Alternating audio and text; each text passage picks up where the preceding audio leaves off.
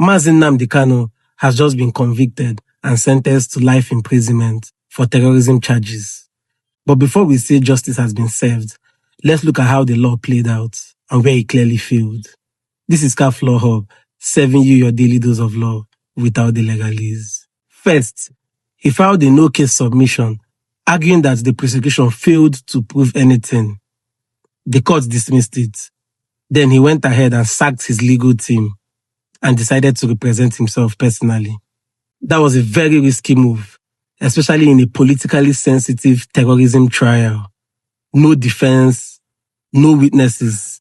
He rested his case on that of the prosecution, which basically means that he left the court with nothing to work with. But still, there are still clear signs of double standards. Let me walk you through it.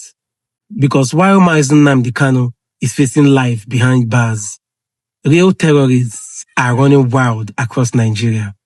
They kill, they maim, they bomb, they kidnap.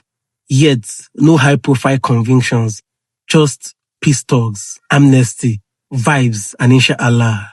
Over 100 children kidnapped, churches attacked, soldiers murdered, and yet no real action from the government up to date.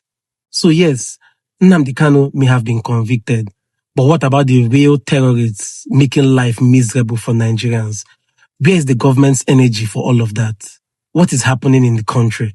The fight for justice must be balanced and not selective.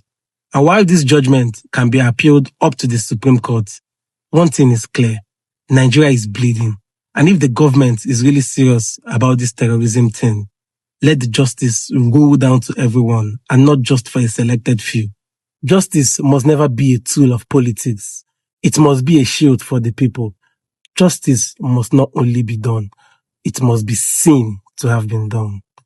You have to stay informed, you have to stay empowered, and you have to stay on the right side of the law. Ignorance of the law is not an excuse.